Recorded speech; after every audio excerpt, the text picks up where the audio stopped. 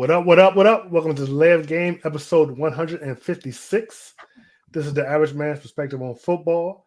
I'm your co-host, Marcus. Joining me on the panel tonight is Herman. Say what up, Herman. Hey, hey, hey. You are a hater. Next up, we got Brian. Say what up, Brian. Thank you for joining us. I'm the one selling the records.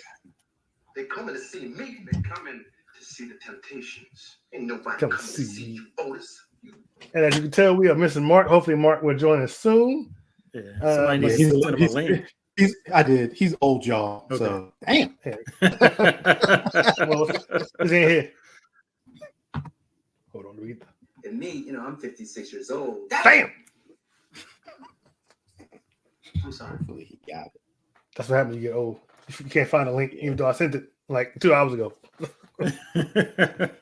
Maybe he's on the other link for that other issue. The meeting, hopefully not. Hopefully not.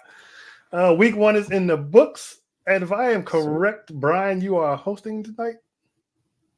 Sure, I am. Yeah. Well, this is the Mark. Mark's not here, so you're hosting. I think it was Mark's night, but I think it was Mark's night, though. Yeah. But before we get started, I want to encourage everyone to like, share, and subscribe, especially if you're watching on YouTube. You can catch us on Facebook and our Facebook group, The Live Game. We're also on Twitter at The Live Game 3 and on Instagram at the official Delay of Game. Once again, we want to remind you that Facebook has some changes over the summer. So if you are watching the show and want to comment, and we want you to comment, and we want to interact with you guys, and we want to show your comments on the screen, you're going to have to go over to the YouTube channel for us to see your comments and for us to share them on the screen. And like I said, we want to interact with you guys. We want to show it. So going on to YouTube if you're on Facebook, because we cannot see your comments and we cannot share them on the screen if you are on Facebook. And like we just determined, Brian is hosting tonight. So go ahead and start us off, Brian. All right. Again, like Marcus said, the first week of the NFL season is in the books. It's pretty memorable. Pretty good season, pretty good games. Some not too many blowouts. They were all pretty competitive. So I was pretty happy. They were all pretty competitive, right? I said for the most part. There were a few, but overall, we had a pretty good mix. I mean, your team blew somebody out, so I don't know how you say that. Yeah, well, I don't really count that as a blowout. I just put that in the dub, Yeah, move on to the next one. Yeah, but what we'll do is we'll start with the news of the week. We'll give it right back to you, Marcus, with the first story. Yes. So after week 1, the power rankings for the top 10 in the NFL are number 10, down 4 spots. Not surprised. Cincinnati Bengals. I'm sorry. Go ahead. I mean, lost to the Patriots. No, that's not what I'm laughing at. I'm laughing at the notes. Number read 9. the story. I'm sorry. Read the story. Ranked at number 9, up 2 spots, are the Miami Dolphins. And Mark is here.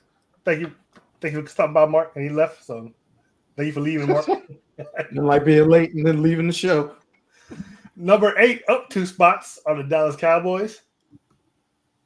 Buffalo Bills at number 7, up 1 spot. At number 6 are Houston Texans, up 1 spot. Number 5, the Baltimore Ravens, down 2 spots. Number 4, the Philadelphia Eagles, up 1 spot. Number 3, the Detroit Lions, up 1 spot. San Francisco 49ers are at number 2. They stayed the same position. And the Kansas City Chiefs are number 1, also at the same position. And that is your Power 10 rankings after week 1. What do you think, Herman? Dallas is too low. Not Not just from a fanboy perspective, but I feel like Dallas is a little too low. I think Buffalo kind of struggled with who did they beat? I forget the Cardinals. They did. Cardinals. Yeah, they struggled with the Cardinals at first. They got going in the second half. I mean, Dallas came out and dominated the number 1 defense from last year from start to finish. Well, Herman, you are. I mean, last week you weren't even in the top 10. Now you're in the top 10. You should be thankful. No, weren't we number 10 last year? Definitely were in the top 10. Oh, no, I okay. think we're number 10. I'm sorry. Were you up 2 spots? So you should be. Yeah, but we should have been up a little bit higher. But it's okay. We can fly under the radar as best as we can. If that's even possible. All right. Herman, let's hear your story of the week. Well, Dak Prescott became the highest paid QB and player in the NFL. Here we go. Sorry. Signing a 4-year, $240 million contract with an $80 million signing bonus with $231 million guaranteed. In true Jerry Jones fashion, the deal was done approximately 5 hours before the Week 1 kickoff against the Browns. Congratulations, Dak, on getting your money. Absolutely. So, Oh, good. You did change it. Yeah. I was trying to figure out who I wanted to pay next, but I just figured I'd go ahead and take my title as the hater. so let me ask you guys a question. I think I probably already know the answer. Will Brock Purdy beat that? What, this year? No. When he gets his money. Oh no. I don't think so. I think if he gets them to a Super Bowl, I think he gets them. He's already done it. Yeah. No, but they have to win it. You may be right, Mark. He needs that caveat. But I think that's what it takes, though. Yeah. I think even if he gets them back again, because their head coach, I feel like he feels like he can plug and play anybody in. Which he can. Even at quarterback. He's proved that. Even at quarterback. And running back, he damn sure can. Absolutely. I'll give him that. I think you're right about that one. I think Shanahan believes that he could plug in a quarterback too and keep it moving. Yeah, and I think he can too. He made me a believer. Yeah, his game plan is his scheme. It's plug and play. He can put any running back. He can put any quarterback in there and make it happen. They may not want to pay Purdy. Let's say the defense carries him. Run game carries him, and Purdy doesn't put up gaudy numbers. Okay, so do you pay him 65? If he doesn't beat that, like where would he come in at? 3, 4, number 2, 58, 50, 57. Okay. Above the other. He may still get paid now. I just don't think the Niners are going to be the one that pays him. You think there may be a team out there that's dumb and think I'm gonna have to agree with you on that one, Brian. But you know what? You're right, Brian. I agree with you because teams get real desperate for starting franchise quarterbacks. Yep, they just do. I definitely see him in burgundy and gold. If it don't work out with, we just drafted. Okay, first of all, if us, the average man, can see that Kyle Shanahan is plug and play a quarterback, don't you think the professionals can see he's plug and play and not gonna pay Brock Purdy all that money? They desperate though. There's an NFL team that paid Daniel Jones $160 million. So the Raiders will pay him. I bet the Raiders would. Yeah, the Raiders will pay him. The Raiders would absolutely pay him. But they should already learn. They already had plug and play number 1, Jimmy Garoppolo, and it didn't work out. Mm-hmm. Yeah, but look how long he lasted though. They got him out of the building fast and hurry. If Dak had hit the market, Raiders was probably going to offer him $70 million a year. They wanted Dak. But they would. I don't think they would offer Purdy that though. No, I don't think they would. But they might offer him 60 or 65. All right, my story. Last week's NFL games set a record for viewers, averaging 21 million viewers per game. The Kansas City Ravens game started the season off with a bang, with an average of 29.2 million viewers on TV and digital. Sunday night's contest between the Lions and the Rams was at 22.7 million viewers, and even the Cowboys' 4 p.m. game amassed 23.9 viewers. So wow. I don't know if it's this because of the Friday game is why it went up, but the NFL is doing their thing. They are still king. Yeah. Mark, what's your story? Week 1. Yeah, but this is all based off of week 1. That's what I'm saying. But I'm saying it's that week 1, like that like we've been craving it for so long. You know what I mean? Yeah, but I'm saying this is the highest week 1 ever. It's like every year. It seems like every year though, you crave it more. I don't know what That's it true. is. Like that's true. When football goes away, it's like I need more football. Like I need more. So yeah. It's a fix. It's like a fix. It's exactly what it is. Now I finally know I'm addicted to something. All right, Mark, let's hear your story. The Green Bay Packers coach Matt LaFleur did not rule out quarterback Jordan Love playing in week 2. Has to be some positive news from Green Bay fans hoping that their quarterback returns soon. LaFleur said the door is still open for Love to play this week against the Indianapolis Colts. LaFleur also said Monday that he wouldn't rule out Love out of week 2. Realistically, it's hard to imagine that the Packers putting their $220 million quarterback on the field 9 days after suffering a sprained MCL.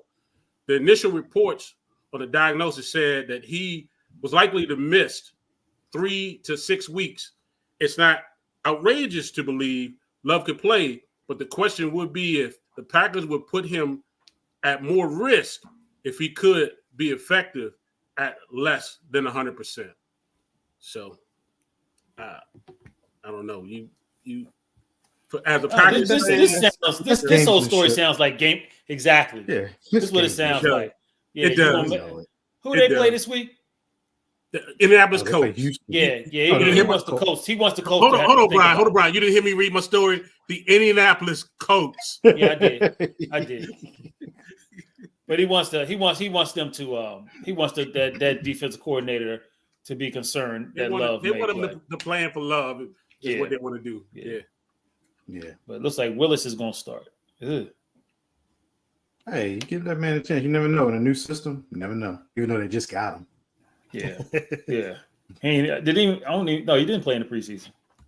No, because they literally got him at the end. Just got him. So yeah. Whew. All right, so that is the news of the week. And thank you, Marcus, for not playing that sounder anymore because we're about to get in trouble. Well, that's the news. Thank you for reminding me, Brian. I appreciate that. All right, so as we always do at this time, we're going to start our hot topics. The first hot topic, what do we got? 2 of them this time? Wait, where's Darian's corner? We're doing Darian's corner? I'm sorry, I can't. Yeah, don't we do that first? You don't see it? Yeah, let's absolutely do the premiere of Darian's corner for this year. Darian always helps us out with a quick video showing a particular play and the nuances of the play to make all of us smarter. So without ado, Marcus, play the tape. What's going on, Delay Game viewers, man? Welcome to the first edition of the 2024 season of Darian's Corner. Gonna have a nice little touchdown from Anthony Richardson to Alec Pierce series, about a 60-yard bomb off of a nice little play action design they had drawn up. Thought it was a pretty good scheme to open up the season with. I actually feel like the defense probably screwed this up a little more than the offense made stuff happen. But this throw was so crazy by Anthony Richardson, I figured we had to go ahead and get into it. So without further ado, let's start getting into this offense. So first thing you're going to see, you got a 12 personnel set from the Colts here. So what that's going to mean is you're going to have 1 running back, 2 tight ends. Formationally, our tight ends are going to be split back as wings, and we're going to be in a 2x2 duo set. So we pretty much just call that duo wing. You're going to have a sidecar back rather than a pistol. If he was in a pistol, then he would be directly behind. But then being offset, we'll just go ahead and call that sidecar. Then concept-wise, what you're going to get from your offense here is, I like to call this a play-action split zone. And then the concept is really no name for it. It's just a post route with a deep out and a flat check down. It's not really a name for that. Some people call it drive, but a real drive concept has a few more routes tagged in it. But anyway, so pretty much what you're going to get is 15-yard drive here from your receiver into this out route. Then you're going to get, it's actually about a 17-yard drive from Alec Pierce into this corner route here. And then you're going to get a play action check down here from Jonathan Taylor. Everybody else is going to set in the pass pro. We're going to change the angle later and show you guys the actual pass pro because it's better to break that down from the back versus the side. All right, so getting into the defensive set that we're in a little bit before we switch over to the offensive line. Let me get that about you guys' way. So basically what we have here is going to be quarter, quarter, quarter, and quarter out of a 4-3 overlook. So what 4-3 over means is that you're going to have 4 on your defensive line, 3 linebackers set back, and then for over, what that means is we're going to say our 3 tech outside shoulder of the guard to the strength of the offense's formation. So in this case, that would just be the field. One little wrinkle that they threw in there, they also threw in a wide 9. And so basically what that means is we're going to split out our D in extra wide since we have that wing here, basically to account for anything that's going to be popping outside. Linebacker-wise, he's going to have a middle hook He's going to have hook to flat. He's going to have hook to flat as well. So one thing you'll actually notice also is that they are disguising their coverage. When you have a safety that's this close to your linebacker, that's actually going to be a cover 3 shell. So they were trying to throw off Anthony Richardson a little bit as far as making him think that they were in a different coverage than they really were in. But honestly, I put this play on the defense because this is really a 3-route combo, and you still have 4 people in coverage on your back end with your 2 linebackers playing the run. So even if they would have came up, you still should have enough people to account for everyone, but we'll see the goof come in here in a second. So I'm gonna go ahead and get this play rolling for you guys. So first thing you'll see, like I mentioned before, they were disguising their cover 3. So what he ended up doing was dropping back outside the box, and now you got that true cover 4 look. We'll see our play action here from Anthony Richardson. Now, like I was saying, we should have enough numbers here to cover everyone on this play. Like, this is why this play is actually so ridiculous, because you literally have 2 over 2 at the bottom of the screen. Let me get my draw mark back up for y'all. So like I said, we should have enough on this play literally to have everybody doubled on the back end, because you have 1 here, 1 here, 1 here, and 1 here. But this is just a matter of defensive backs not getting on their horse and coming out of their break, because there's no way that Alec Pierce should be able to outrun both of these guys all the way to the end zone. That's absolutely ridiculous. That's why I'm glad I'm an OC, not a DC, because if I was a DC, I would absolutely lose my mind when stuff like this happens. So getting the rest of this play ran for y'all. So like you can see, I mean, literally the defensive backs, you got 2-on-1 on both sides, and it's just like you've got to get 1 over and 1 under. It's like there's no way you should be in cover 4 and giving up a post route across the middle of the field when you literally have 2 safeties to account for that route. So like I said, it was a great throw by Anthony Richardson. I mean, look at the distance on this throw. So he drops back to the 29, gets flustered off his back foot, and still gets that football all the way to the 3-yard line. So, I mean, really, we're talking the 29 to the 3, so that's more than a 60-yard throw. I mean, that's actually absolutely ridiculous if you ask me. So, all right, let's go ahead and get into this back angle a little bit here. So now we can talk about the protection a little bit. So, get my marker back up here for you guys. All right, so split zone protection. First thing you're going to see is that Jonathan Taylor is coming across for the zone play action. Reason why we tag split is because we're going to have our right wing actually come backside here and help out on a double team on this defensive end. Now, zone rules will all step play side gap, and so this would be a red zone or right zone as we call it.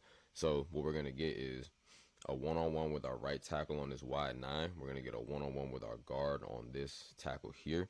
Then we're going to get a double team here. Our center is actually going to check for this backer coming to the box. If he doesn't blitz the gap, then he'll step to the double team here with the 3 tech. And then we'll have a double team with our 2 wings here, one coming across the formation and the other one coming on zone. So one reason why this blocking scheme is so good is because you should be able to get 1 accounted for every man. Like you said, the rule is literally you step into your gap. If you don't have anyone in your gap, then you speed combo the backer or mirror. Since it's a pass play, the linemen actually cannot go downfield right now, so they're actually forced to just stay in the line and mirror. But that's actually better for them to be able to keep their eyes up and see anything that's coming as far as like a linebacker blitz or whatnot. So we'll run this from the back end so you guys can go ahead and see what that looks like. So like we said, we got our double here on the wing. We got our double here on the tackle. We got our double with the center and the guard. And then we got our one-on-one here, right? So as you can see, our wide 9 absolutely destroys our right tackle and pushes him right into Anthony Richardson's lap. See, now a lot of coaches, what they'll tell you is at quarterback, you need to be stepping up in the pocket, right? So instead of dropping back, either trying to get up through here or take that step here to the right and then up here. But Anthony Richardson, I mean, he's just such a free athlete that he can kind of get away with those like misguided plays, if you want to say, kind of dropping back. You can see he's throwing off his back foot here, but like I said, he's got the arm strength really to make up for it. So I mean, that ball is on a dime right in the bucket. So like you said, I mean, if he can get things like that, you know, cleaned up to where he's actually doing the right thing, stepping into the pocket instead of like drifting back, throwing off your back foot and whatnot, he's going to be a really good quarterback. Like, he's got all the physical tools and everything. As you can see, this is a perfect example. I don't want to cut up the Texans defense too bad, because I feel like DeMeco Ryans is a pretty good defensive coordinator. I feel like that's really just on his DBs. They need to get on their horse and actually get up out the box. Like I said, I mean, that's a really basic pass concept. It's just really athletes on athletes. When you have 2 over 1 on both sides, that you should be able to win that battle. But credit to Alec Pierce, man, for beating that double. Credit to Anthony Richardson for making that throw. Like I said, this was the first edition of Darian's Corner, man. We got a long season ahead of us, so I'm really excited to get these breakdowns in for y'all. But without further ado, I'm going to go ahead and send y'all back to the leg game, man. Thanks for tuning in. All right. Great. Very good, very good, very insightful. Yeah, that was one heck of a play. Yeah, that was a heck of a throw. Because, like, I mean, like he said, I mean, he was on his back foot, you know, being pressured, and he still got that ball on the rope. That was amazing. That was amazing. Who was that quarterback again, Brian? Shut up, Mark. I know. I got to talk to Darian. I got to have a conversation with him. We can't do any more of those.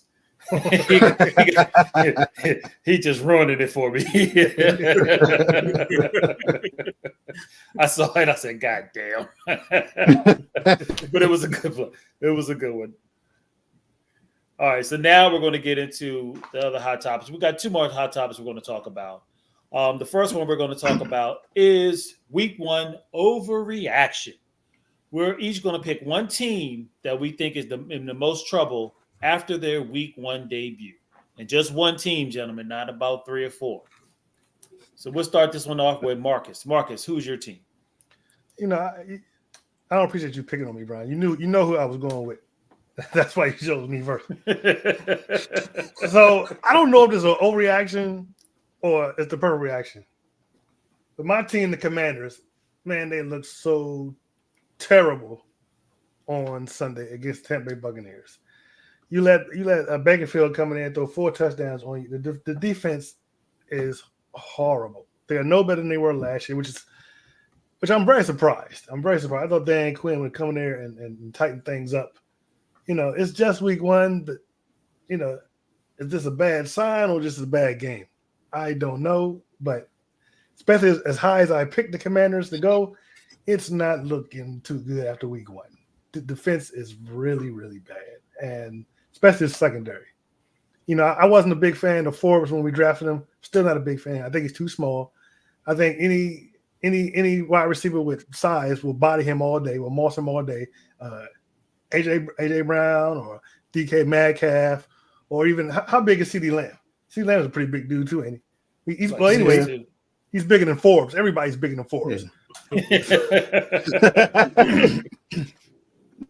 So, you know, it's. I really hope that Dan Quinn can get this thing fixed in a hurry because, you know, I figure every Jalen Hurts, Dak Prescott, and even Daniel Jones could all be NFL MVP candidates just on the 2 games they play against us this season. You know, you don't have to count the other 15 games they play. Just the 2 games they play against us, all NFL MVP candidates. If Bakerfield can come in there and do that, what can Dak do? Dak, he'll light us up all day. It's just, like I said, I don't know if it's overreaction but that's my Week 1 overreaction. Is how bad they looked. It's only 1 game. We still got 60 more games to play. I hope they can get it together, but that was not good at all. All right. Marcus, we're kind of on the same page, but different teams. My overreaction is actually the Minnesota Vikings.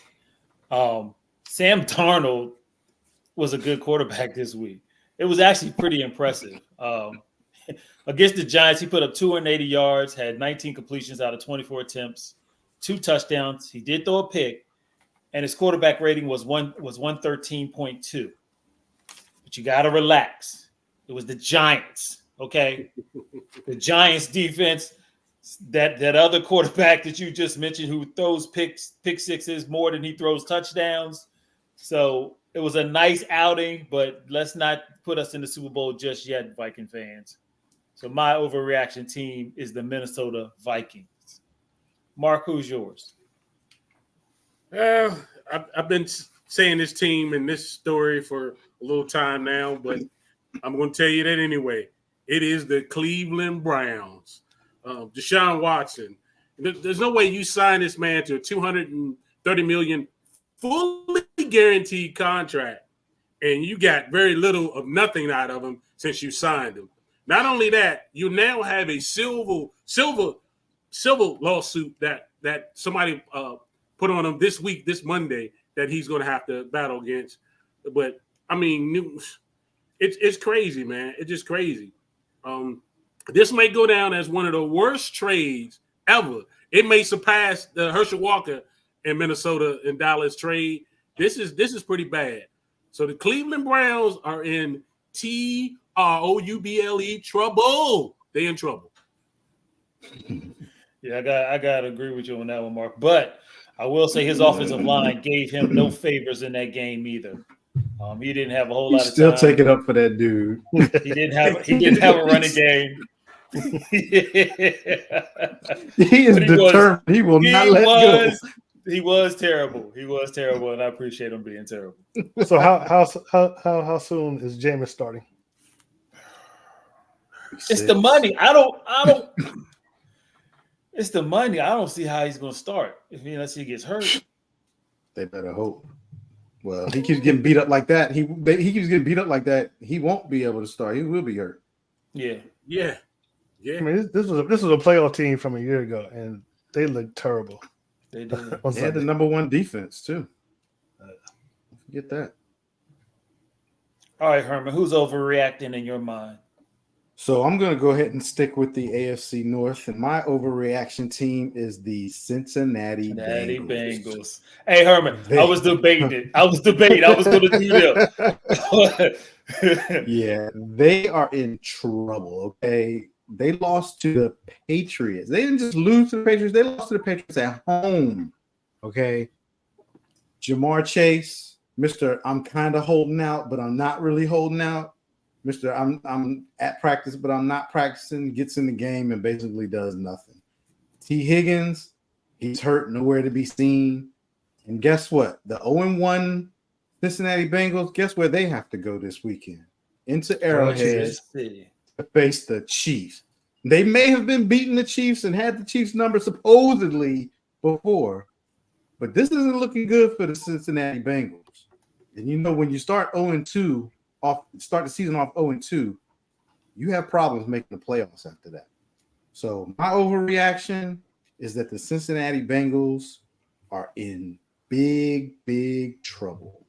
But you know what? I think this might be the third or fourth year in a row they started 0-2. Yeah, I know. That's why it's my overreaction. I know how they start. They start slow sometimes. So yeah. They start. I don't know about this year though. Yeah.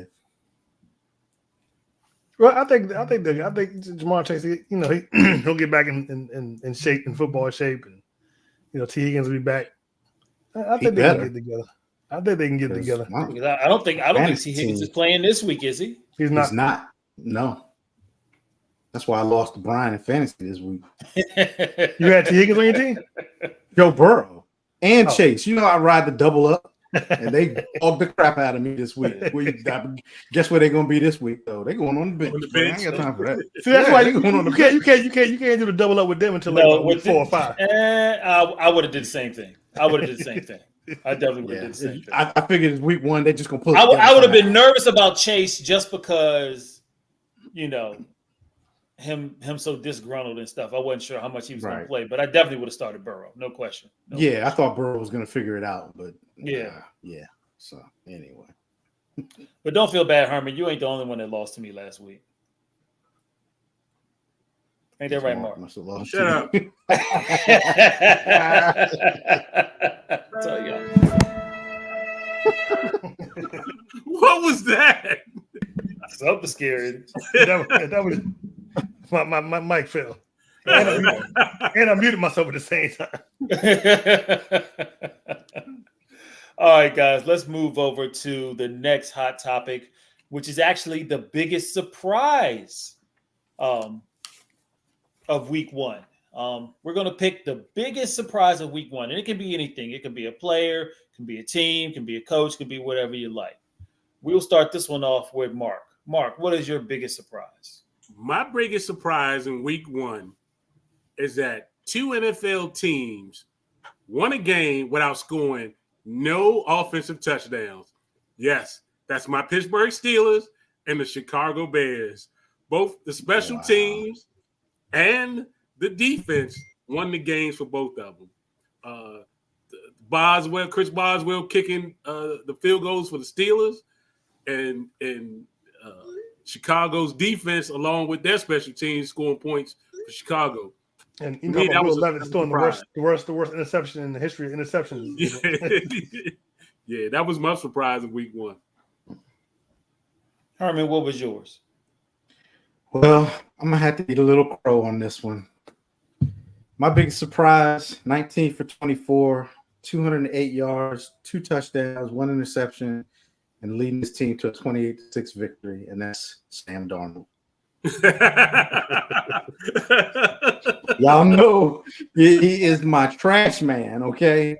But I'm gonna give him his props for this week because as bad as the Giants are, that's still an NFL team over there. And Sam Darnold, he looked good. He did good this week. So he carved him up. Sam Darnold, yeah, he's my surprise of the week. That was hard. Whew. Herman, we think so much alike because my biggest surprise is the Panther. I mean, is the Bengals. Without question, Really? you know, to lose to the Patriots 16-10, Burrow only throwing for 164 yards and no touchdowns. That's my biggest surprise of the whole week. So we had ours backwards. Yeah. Marcus, what was yours? My biggest surprise was Anthony Richardson and the Colts. I did not expect him to give the Houston Texans that much of a game. I was really surprised for Anthony Richardson. He got hurt early last year. I didn't get to see him play that much, but he looked like a true threat. Everybody was ready to crown the AFC South as the Texans. It might not be so easy. The Colts are looking really, really good. Anthony Richardson is looking really, really good. I'm looking forward to seeing when he does the rest of the season.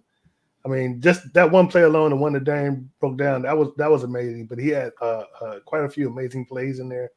The run was outstanding too. Yeah, the run, everything was outstanding. Like I said, they took the Texans to the limit, and it was a surprise. And I may have been underestimating the Colts, and they may be a really good team. He has to stay healthy, and then you got to remember too that's the division game, and division games they're going to be close like that a lot. So yeah, that is true. But That's they true. did look impressive. good. Yeah, they did. Yeah, They it was did. impressive. All right, so that'll take care of our hot topics for this week. Next, we're going to get into the games that we picked last week. We're going to have a quick discussion. We're going to skip the first game. No, we're not. We're not. No, we're definitely not. Let's get the first one. Huh? I mean, do we really need to talk about that one? Is that one important? Yeah. We do, sir. Matter of fact, you should get something ready, sir. That's right. Get something ready. Yeah, there you go. There it Put it is. on. There you go. See it. Woohoo! You know what? We don't have to do this year. You know what I'm saying? We do. Yes, we do. We're we definitely do. doing that I this don't year. like y'all. I don't like y'all, for the record. Can you see? Ooh, spin it. Spin There it. you go. Yeah, spin it a little bit. There we go. At least mine does show the colors. Like, all right. So if you're wondering why I'm wearing this hat, it's because we all picked this game, and I'm the only one that didn't pick it correctly. So for this segment, I will be wearing the hat, which is what we call the dunce hat, where for some damn reason I didn't get the right pick. So this game we're going to talk about were the Ravens at the Chiefs.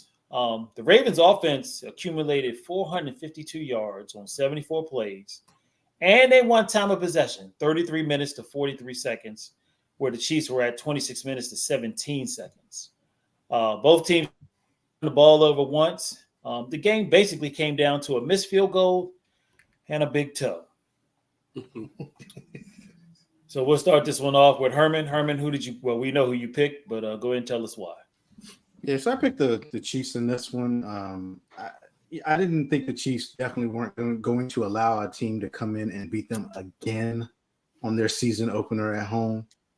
It just wasn't going to happen. As for the Ravens, I'm confused. You go out and you sign Derrick Henry, and then you barely use him.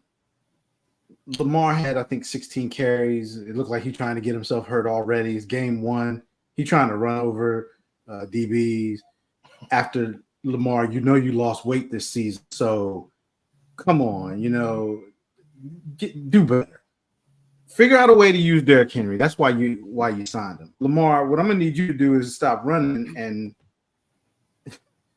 I'm not dogging Lamar, but you need to work on some things. You missed a wide open receiver twice in the end zone. Didn't have to come down to what is that? The hell is that? Where did That that come from? was It's weird. something- What did y'all do? It's some balloons. or He something. did like this and some I feel balloons. like went up this, his it's a balloon screen. came up out of nowhere. But yeah, let me wrap it up real quick. Lamar, you missed two wide open receivers in the end zone that could have won you or at least tied you in the game. And then the last two plays, because I put this note down, they tried to block Chris Jones one-on-one with Justice Hill. Make that make sense. The running back one-on-one with Chris Jones, the top defensive lineman for the Chiefs. So, yep, I picked the Chiefs. I got this one right. Baltimore's going to have to do better. All right, I'm gonna need for you two not to be as long-winded as Herman on this one, so I can take this hat Sorry. off. It's okay. Oh, that's right. I forgot we supposed to talk real long for this one. No, you're not. Long time. We're already at 8:37. Okay, we gotta get the show moving. We'll be all right. We'll be all right. Marcus, who you got? You said me? Yes. I also picked the Chiefs. Like Herman said, I didn't think the Chiefs want to let somebody come in there for second year in a row and beat them when they're showing a Super Bowl banner. The hype, all the hype is there. The fans are there. Taylor Swift is there. You can't lose season over 2 years in a row. And a lot where Herman said the truth. Like the Ravens, I felt like Lamar, he was playing with too much emotion. He was trying to get payback for last year's AFC Championship game. It's a long season, Lamar. You can't win the Super Bowl in week one. It's long, and just like Herman said, dude, why are you trying to go shoulder to shoulder with DBs? I know that they're typically the smallest dudes on the defense, but why? Don't do that. And what did you sign Derrick Henry for? Let Derrick Henry run the ball. That's what he's there for. He's the big 240-pound dude. Let him run the ball. And then Lamar missed practice, I think Monday, because he said he was sore. Yeah, because he was sore. Dude, you have got to settle down. You have got to settle down. It's a very long season. You can't win the Super Bowl in week one. So I picked the Chiefs. And like Herman said, Lamar, you got to do better, bro. I'm rooting for you, but you got to do a lot better. And come on, man. Get that ball there. Right. That's what he's there for. Right. He's smaller than he was last year and carried the ball 16 times. Come on, man. Protect yourself. You got to do better. He was playing with too much emotion. He was trying to get back from last year. Y'all just talking to talk. Y'all just keep saying the same stuff over and over. That looks so good on you. I don't want to hear it. You look so studious with your hat on. Mark, just tell us that you picked the team that you picked, and then we'll move on. I took the Kansas City Chiefs. The start of the game was delayed by 20 minutes because of a rainstorm. The Ravens came out. Talk about, are you Mr. Rogers? What are you doing?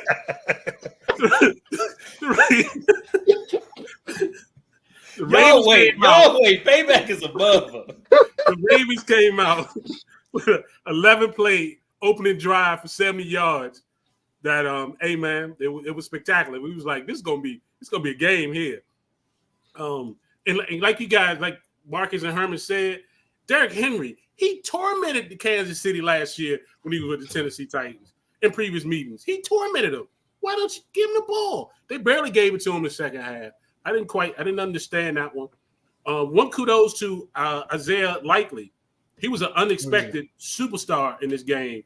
I think he's on the verge of being his security blanket and on the verge of being a star. I thought he had an outstanding game. He was phenomenal. But yeah, I took the Chiefs. And the Chiefs won.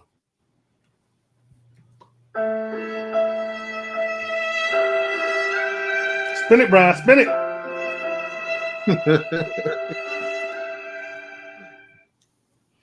Baltimore, Baltimore, Baltimore. Wherefore art thou? How hast thou forsaken me? Quoth the Raven.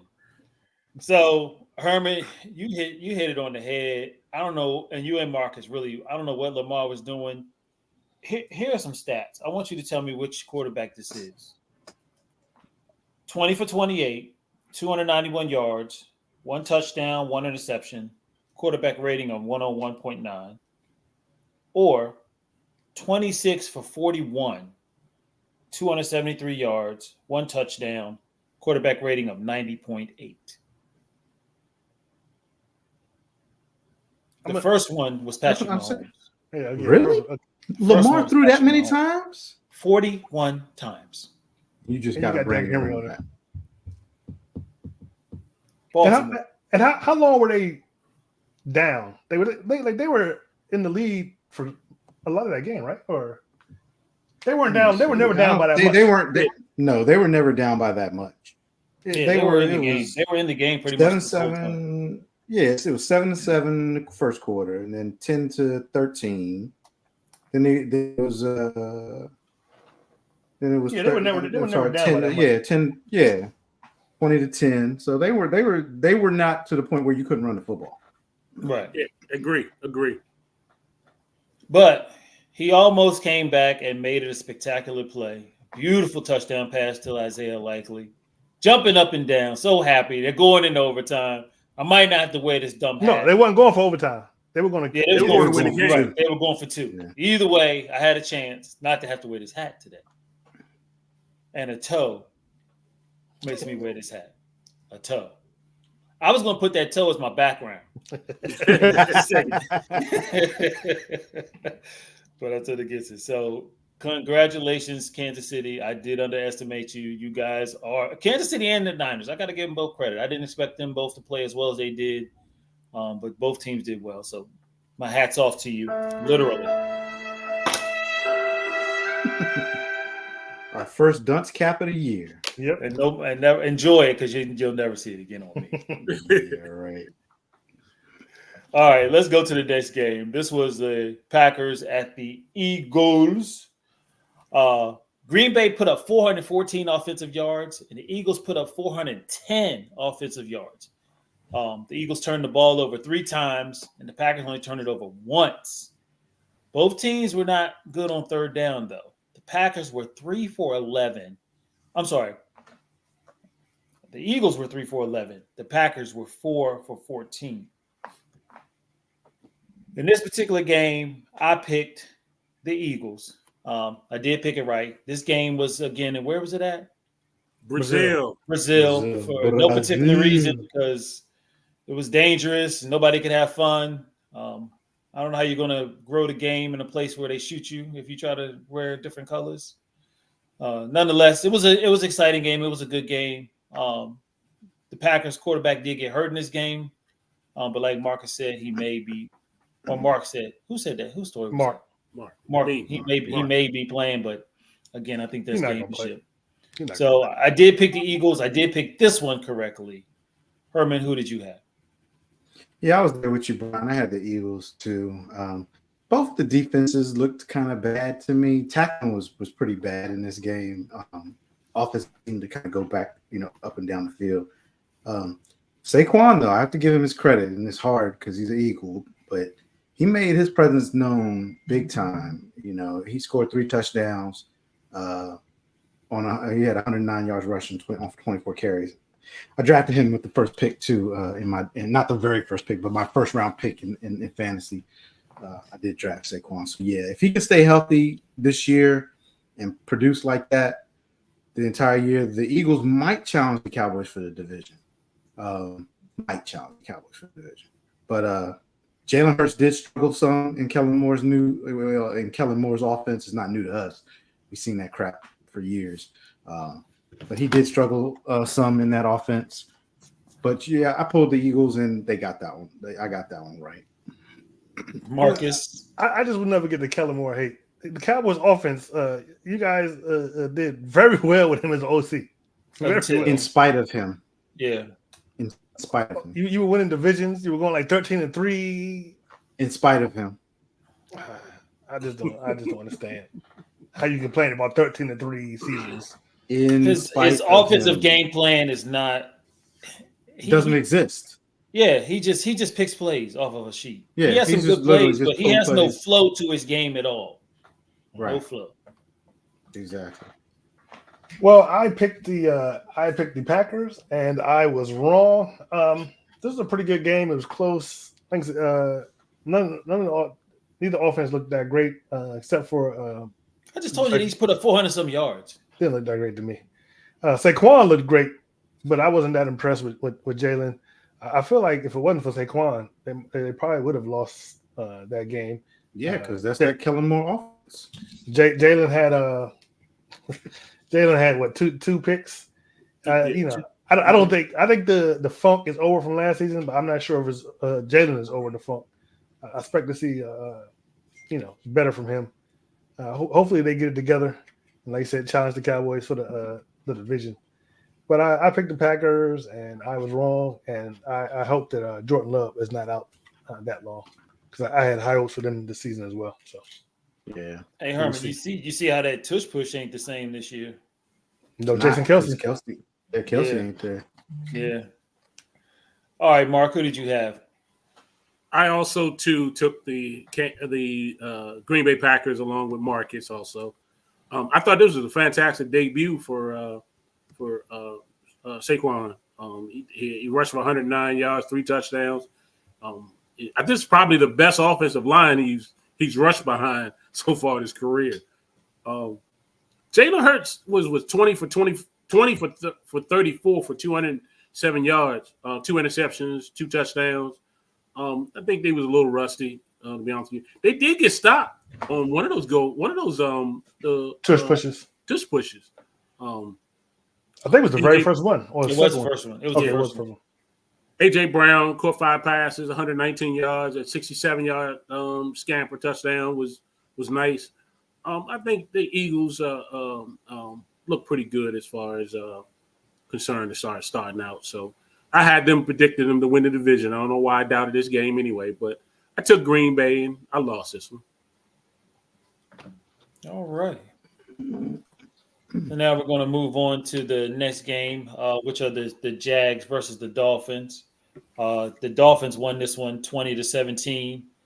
We all know about the hubbub and the drama before the game with Tyreek Hill being arrested.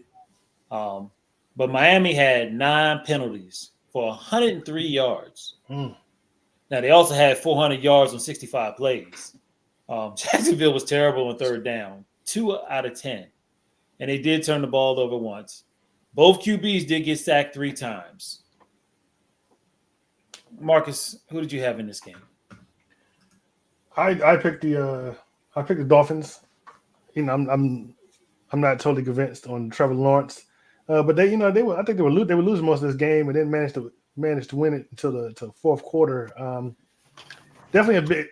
I mean, it's only week 1, but definitely a big difference from last year's week 1 when they put up a bunch of points and it was like you was so wild with the offense. I picked the Dolphins, but I wasn't too impressed by them. Hopefully they'll pick it up in week 2 and we get that offense to what it looked like last year. Mark, who did you have? I took the Dolphins also. This game, you talk about the turn. They were down 17-7. That Javon Harlan fumble when he punched out Travis Etienne. That was a beautiful punch. He was going to the end zone. That score would have been. They might have ran away with the score game with that one, but it was a game changer as far as the play. It was a big stop for him. I felt like really in this game, I felt like the Dolphins was really never out of it from that point on. But the kicker Jason Sanders kicked a 52-yard while the time was running out to give him the victory. So I took the Dolphins in this one, and they were successful. Herman. Yeah, went with the Dolphins like everybody else. Didn't expect the Jags to start off good.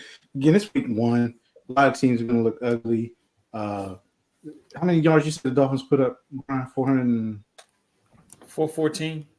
4-14, yeah, for a week. If I'm a Dolphins fan or if I'm the Dolphins, I'll take that. Their offense can only get better as long as everybody can stay healthy. But speaking of that, I think Mostert is not playing. Roster's out. He's out. Yeah, this week. So And they gotta stay. Achane is a game time decision.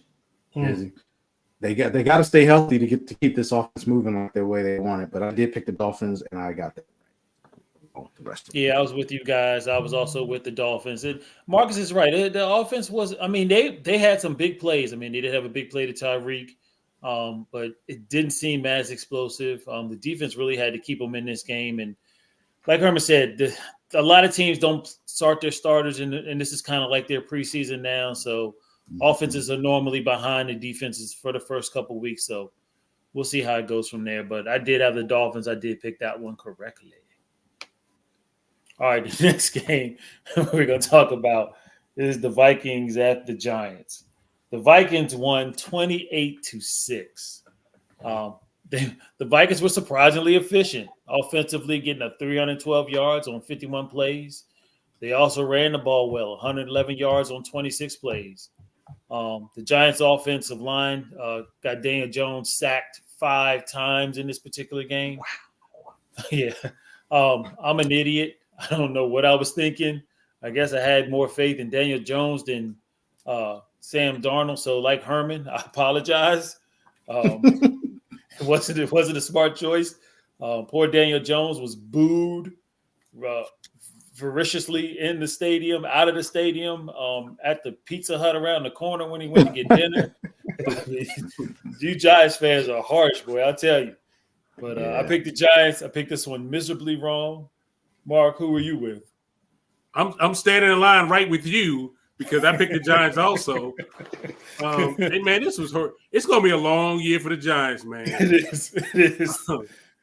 The Vikings that fumbled early in the game gave them great field position. They could only settle for a field goal. The Giants, I said it earlier too that I think once they're completely eliminated from the playoff, you will see a different quarterback in there for the Giants because they can't guarantee this man this contract from not getting hurt. But I took the Giants, and I was wrong. Herman, who did you have? I was right in line behind Mark. I didn't know what we were in line for. I just got behind Mark. So I picked the Giants also. I'm like, Mark gets some, I'm going to get some too. Right. Part of it was, y'all know I wasn't going to pick Sam Darnold because I didn't believe in him. And yes, I've eaten that crow already, so I'm just going to move on from it. But Daniel Jones, 42 passing attempts. Why? Because they got rid of their running back. I don't care. Daniel Jones should never throw the football 42 times, ever. If anything, he should run 42 times. He should have ran like Lamar. Yeah, exactly. So if the Giants want to have a chance of winning, they better figure out a way to run the football and stop having Daniel Jones throw the ball 42 times. He should throw 22 times. Now, he can drop back 42 times, but like y'all just said, he better be running those other 20-some times because 42 times of him throwing the football, that's not going to get it. But I did pick the Giants, and I got it wrong. I don't think I'll be picking them again this year. But you also have to account for they were behind a lot, so you're gonna pass more when you're behind a lot. If the Giants do not play the Panthers, they will not get picked by me again this season. I promise you. And I might have to pick the Panthers over them. I think the Panthers defense might be a little better. All right, Marcus, you're not wearing a hat, so we assume you were on the Giants as well. As I also picked the Giants, and I got to eat some crow too. Because last week when we did the top 5 worst quarterback situations in the league, I had the Giants number 3 and the Vikings number 1. I might have to go ahead and switch that around. I might have to go ahead and switch that around. I didn't have any faith in the Vikings. I was like, who's that quarterback? But yeah, I don't know what made me do that. I won't be picking the Giants anymore this year either. I picked the Giants, and it was a mistake. All right, next game we're going to talk about the Rams at the Lions. This was actually possibly the best game of the week. The Rams put up 387 yards on 74 plays. and the Lions put up 363 yards on 61 plays. Each team gave up 1 sack and turned the ball over once. Time of possession was in favor of the Rams, but the score, 26-20, was in favor of the Lions. Mr. Herman, who did you have first? Well, I had the Rams in this one. I got this one wrong. But the Rams, the Rams were looking good, and then they lost Puka Nacua, and it just seemed like I thought they had another wide receiver, but it just like it was like he didn't. Cooper exist. Kupp? Yeah, Cooper No, Kupp. no, they had another one besides Cup because they kept going to Okay. Cup. Okay, yeah. But I I thought was they about had to say, another Cook guy. had a good I forget what his game. name. No, Cook had a good game. He had to have a good game because he had Yeah, 'cause he was nobody the else only to one. throw it. Yeah, exactly. But I mean, I've hated a little bit on the Lions because that's what I do. I'm the hater of the group, supposedly, or whatever. You are a hater. I keep it real though, but the Lions are susceptible. I saw that in the game Sunday, but I will give the Lions their defense looks great, especially at home on that turf. The way that their offense came out though in overtime and just went down the field on the Rams. I mean, it was total domination. That was impressive. You saw So the it was hurt very- of Aaron Donald not being there. Yes, you Yeah. definitely did. So I was definitely impressed with that. But I did pick the Rams because I thought the Rams was gonna do better. I still believe in the Rams, I think, but Nakua is out he's on IR now, so he's out for 4 weeks. But I picked the Rams and I got it wrong. Yeah, Herman, I got in line behind you. I wanted something, so I didn't know what to get, so I just got behind you. The Rams' biggest Achilles heel was their running game. What's that guy? What was his name? Was a running back. He was a lightning in the bottle last year. Cameron Williams. Yeah, Yeah, but they only got 83 yards rushing in the total game. So they kind of put it in Stafford's hands, and Stafford was getting hit. I mean, he was letting the ball go, but Stafford was getting hit. And he wasn't that healthy to start off with, so they're gonna have to do something about that, or the Rams will not be competing for the division. But you got to give it to the Lions. Like Herman said, that last drive, they just ran that ball down their throat and moved efficiently. So I picked the Rams, but it was a good game. Mark, who did you have? Stafford threw 49 times. That's Yeah, great. yeah. I took the Mr. Bite your kneecaps. I took the Lions, man. Brian, you did touch on one thing about Stafford. Stafford got beat up this game. He lost the offensive lineman, Newbaum, in the second quarter. And, they were basically putting pressure on him. They really left the gates open after that. Puka getting hurt was a big loss for him in the second half. But Rams definitely missed Donald. It was evident by the fourth quarter that defensive line was tore up. By the time they got into overtime, I mean, they just mushed them down the field the whole drive and went and scored their touchdown. Another thing about Campbell, he went for it on fourth down again in this game, man. So the Lions are still the Lions, man, but they come in with a vengeance. I took the Lions on this one. Was this the only overtime game? I believe so. I believe so, yeah. Yes. Marcus, who'd you have? Well, I told you, I'm drinking that blue Kool-Aid all season. I'm going with my Super Bowl pick, the Detroit Lions, all year. And they came out and they showed it. Like you guys said, they dominated, especially in that overtime. They were like, we're going to win this game and we're going to run the ball down your throat. That's some good old-fashioned football right there. That's hard to beat. They saw the Lions retire. I mean, the Rams retired. They couldn't stop them. And that's a statement right there. That's a real statement. And so I picked the Lions, and I was right. And I'm picking them all year. All right, final game we're going to talk about was the Monday night contest between the New York Jets and the 49ers. 49ers came on top on this one, 32-19. It was early in the game where they mentioned that McCaffrey wasn't going to play with a calf injury, but his absence wasn't felt much because the Niners ran for 180 yards on 38 plays. The Jets had 70 offensive plays for 49. Time of possession was strongly in favor of the Niners, 38 minutes to 40 seconds to 21 minutes and 20 seconds for the Jets. Aaron Rodgers is not Aaron right now. I don't know what's going on, but it didn't look good. Mark, who did you pick in this game? I took the 49ers. The Niners attacked Jets front seven big time, went right after them. There was a question whether the running back Jordan Mason knew that he was playing in this game. Questions about that. But, I mean, it seemed like he was in the secondary all night long, the whole game. But I took the Niners in this one, and they won it. Yeah, Mark, that's funny because they had asked him afterwards. He said he knew Friday. Yeah. So he's gotten the Niners in some hot water. They're going to do an investigation. The Niners may be getting some trouble. Oh, really? Yeah. Because the Niners said they it was that day, but he said he knew Friday that he would start. Somebody leaked out. Somebody said no, something. it was an interview. It was an interview, and he said he knew, but he didn't know. So he's like, then he like later backtrack said, "See, this is why I don't like talking to the media." But it was out of the bag by then. See, what he should have said is, I knew in my mind I was starting. I didn't know for sure. That's right. Yeah. I knew in my mind. Yeah. Yeah.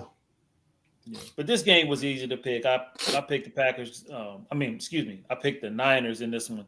The Niners, they're plug and play, man. It don't matter. Running back, quarterback. Only thing I guess they need is a left tackle. And he played so much that fool had to go get an IV. Yeah. But they dominated. I don't know, man.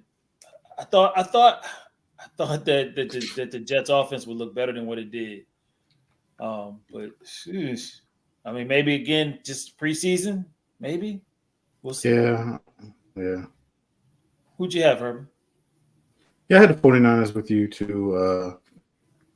I had that feeling that the Jets was going to take a minute, probably going to take a little bit to gel. Rodgers was out all last season, and you get so much work in training camp. But the thing that shocked me though was the Jets defense didn't seem like they didn't really show up. I was a little surprised at that. Like you said, the 49ers, they just kind of had their way with the Jets defense, and I wasn't expecting to see that at all. And maybe it's because they game plan for McCaffrey, and get Jordan Mason was a totally different thing. So I think that was the big letdown for the Jets. That was a bigger letdown for the Jets, in my opinion, than Aaron Rodgers. I mean, Aaron Rodgers only threw the ball 21 times. So they took him out in the fourth quarter. So they sure did. So I did pick the 49ers though, and they were at home, and I just felt like they were going to come out clicking. Debo had a good game too. Mm-hmm. All right, Marcus, go ahead. You already know your last thing. You're the host. You got to tell me. You got to give me. You got to pass the ball to me, sir. Sitting there watching it. Just say I'm waiting for you to pass the ball. So I also picked the 49ers. I'm not high on the Jets this year. A lot of Jets fans, a lot of people think the Jets have a chance. I don't really think they do. I think it'll be the same as last year. Rodgers, they're not. I think Rodgers' time is over. I don't think we're going to have another Tom Brady moment or even Brett Favre moment. I think his time is over. He's old. He didn't show up for OTAs after you've been out, a whole season due to injury. It's just I'm not as high, but I was surprised at how much sensible came in there and dominated. I mean, they pretty much dominated that game. Like we said before, it's plug and play, and Kyle Shanahan's system, running back, come in there and just do whatever. They look good. They look like the team that was in the Super Bowl last year, and the Jets are like a team that didn't make the playoffs last year. So I picked the 49ers, and 49ers won. All right, fellas, how did you do? 4-2, sir. 4-2. Yep. 4-2. 3-3. 4-2. Ain't nobody asked y'all. That's why you would have been 4-2 too if you hadn't been Lone Wolf and stuff. Exactly.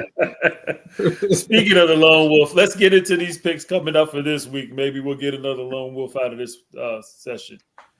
First game we're going to talk about are the 1-0 Bills against the 1-0 Dolphins. The Bills are giving up 3 in this game.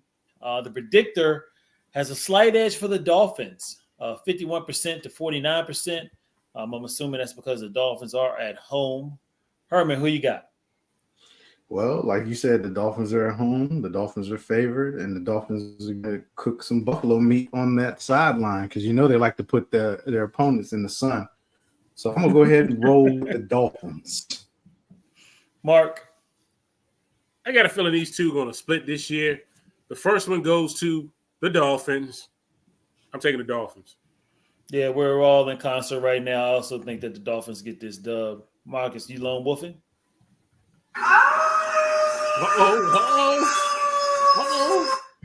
I am taking the Bills. MVP Josh Allen? MVP Josh Allen. I'm Bills Mafia. Even though it appears that Josh Allen is a whole entire offense. That is true. I believe that they can walk in there as reigning division champions and beat the Dolphins, and I am picking the Bills. So yes, I am lone wolf for this one. I will be wearing the smart graduation cap next week. Thank you very much. All right. And that game is tomorrow, right? So that game is tomorrow. That game is tomorrow. I'll know where I stand very early this week. Yeah, you'll be sweating the rest of the week. You'll be wearing a hat very early. Yes. Right. All right. Next game we're going to talk about are the 0-1 Cincinnati Bengals at the 1-0 Kansas City Chiefs. Kansas City Chiefs are giving up 6 in this particular game. The predictors in favor of the Chiefs, 65% to 35%. I'm also in favor of the Chiefs. I learned my lesson. I don't think that the Bengals are ready for the Chiefs just yet. I don't think this is going to be a close game. I think the Chiefs will dominate throughout. Marcus, who do you got? I'm also going to take the Chiefs. Arrowhead Field will no longer be referred to as Burrowhead Field after the Bengals take this loss. I'm definitely taking the Chiefs. Bengals, like I said, they're going to go on to. They'll get together, but it won't be this week. Chiefs. Herman. I pretty much already told y'all I was picking the Chiefs because I talked about the Bengals earlier going 0-2. So give me those Chiefs. And Mark. Hey, after last week, seeing the referees not wear black and white, wore red and white, I'm taking the Chiefs. I'm taking the Chiefs. You are a hater. Stop that. All right. Next game is a NFC battle. We got the 1-0 Buccaneers at the 1-0 Lions. The Lions are giving up a touchdown in this one. The home team does get the nod from the predictor, 66% to 35%. Mr. Herman, who do you got? Well, I'm a lesson last week, so I'm going to go ahead and correct that this week. Give me the Lions. The Bucs looked really good, but they were playing the Commanders, so we got to take that with a grain of salt. The Lions actually, they're at home. They're a tough team to beat at home. Give me the Lions. Marcus, I don't even know why I'm asking you, but who do you got? I just told you earlier. I'm picking my Super Bowl pick all year long. I'm taking the Lions, drinking the blue Kool-Aid, sir. Mark, you got some common sense in this conversation, or you're going with the Lions as well? I guess I'm taking the Lions, so I ain't got no common sense in this one. Give me the Lions. Yeah, I'm no fool. I learned my lesson again. The Bucs are definitely not as good as they looked last week, but I think that the Lions are, so I'm gonna stick with the Lions also. All right, next game we're gonna talk about are the 0-1 Colts at the 0-1 Packers. The Colts are giving up 3.5 in this particular game. It's a pretty close one, but the predictor does like the Colts in this particular game, more than likely because the Packers quarterback won't be in this one. I'm also going to go with the Colts. I think that unfortunately Mark was right about their quarterback. He did show some promise, and I think they just got the better overall team. Marcus, who do you got? Yeah, with Jordan Love not playing and what the Colts showed me last week, I'm also going to take the Colts. Like I said, I was very impressed with Richardson and the Colts last week. And no Jordan Love. I don't see how you can take the Packers. I'm going with the Colts. Mark, who do you got? You know I'm taking my main man, Anthony Richardson. Give me the Colts, baby. And Herman. Yeah, with you guys. This would have been such a good game if Jordan Love wasn't hurt. This was a matchup you really want to see, but I just don't think that Willis can can carry the Packers to a win in this one. The Colts looked good last week, so give me the Colts. All right, next game we're going to talk about is the reigning rookie of the year against the possible rookie of the year, the 1-0 Bears at the 1-0 Texans. Texans are giving up 6.5 in this game. The home team should be dominant in this one because the predictor, if it's correct, has them 66% to 35%. Mr. Parker, where are you going? They're playing at home. I'm taking the mighty Texans. Give me the Houston Texans in this one. I'm taking them. Yeah, I'm on the Texans on this one too. I just didn't see that much out of Caleb Williams. I'm sure he'll get better as it goes, but that game was a gift that they got last week. So enjoy. Yeah. Herman, who you got? I'm going with the Texans. The Bears aren't there yet. They're a little gassed up. You can't win a whole lot of football games in the NFL not scoring touchdowns. Even the Steelers can't keep doing that. So give me the Texans. Marcus. You know I'm taking my boy CJ Stroud and the Texans. Like Herman said, the Bears aren't there yet. I don't think this game is going to be close. I expect the Texans defense to dominate the Bears and CJ Stroud to do his thing. So I'm taking the Texans. All right, and the last game we're going to talk about are the 0-1 Falcons at the 1-0 Eagles. The Eagles, like the Texans, are also giving up 6.5 in this particular game. The predictor does like the Eagles at 64%. Herman, who do you like? God, I'm so tired of picking the Eagles, but give me the Eagles. That's all I'm going to say. Yeah. I just don't see Kirk doing anything special in this particular game. He wasn't good with them against Minnesota. I don't see him being good against the Falcons. Give me the damn Eagles. Marcus, who do you got? Yeah, I'm also going to take the Eagles. The Falcons were that impressive last week. They let the Steelers beat them without even scoring a touchdown. So I'm definitely taking the Eagles. Mr. Parker? Yeah, I mean, both of these birds are ugly as heck, but I got to go with one bird, so it's going to be the Eagles. Give me the Eagles, man. All right, so we are all in accord with that one. So it looks like we only got one game that's going to be a big question, and that's the first one. Like it was last I can't remember a time where we all agreed on all the other games. It's been a long time. So the rest of them on 5 of them, we were all in agreement. Yeah. Yep. Yeah, we got to pick better games. We can only pick the games they give us. Bro. I mean, that is true. That is true. We can only pick the games they give us. Well, all right, we give folks. So that ourselves- was we do pick them so. But that was a good show. We went through. We were a little long-winded, like always. But we're going to have our final thoughts, and then we're going to give it to Marcus and get on out of here. Who wants to start with their final thought? Anybody ready? I'll start it off. Today was a somber day for all of us. 2 reasons. One was the anniversary of 9/11. We all know the tragedy, what happened there. A lot of lives were lost. America kind of lost a lot of things at that particular time. So my thoughts and prayers go out to the family that we lost at 9/11. Today we also lost a soul legend. Frankie Beverly died today. Oh, I did not know that. Yeah.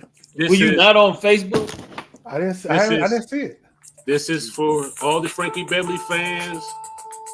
Hey man, we grew up. You couldn't have been a 70 kid and not know what Frankie Beverly was all about. Your mom, your auntie, your dad, they played this at every cookout. Peace and love. Rest peaceful, Frankie Beverly. We always gonna love you, man. Also, don't forget yesterday or either Monday, I think we lost James Earl Jones too. James Earl Jones, yeah. Yeah. The voice of our childhood. Yep, but yeah, basically, Yes. Herman, do you have a final thought?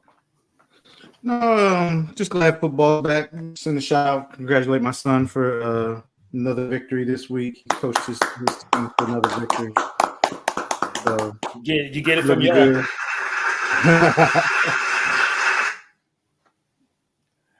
All right, So that's my all. final thought is just well wishes to one of our own, Lil Corey.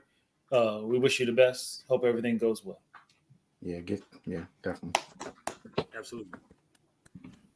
Marcus. No, That was my final thought too. Wishing Lil Corey the best. Hope he gets well very soon. But before we get out of here, I want to encourage you to like, share, and subscribe. So if you're watching on YouTube, you can catch us on Facebook and our Facebook group, Delay of Game. We're also on Twitter at Delay of Game 3 and on Instagram at the official Delay of Game. We will see you next week. Same bat time, same bat channel. Peace. We out. Peace. And I'm never wearing this again.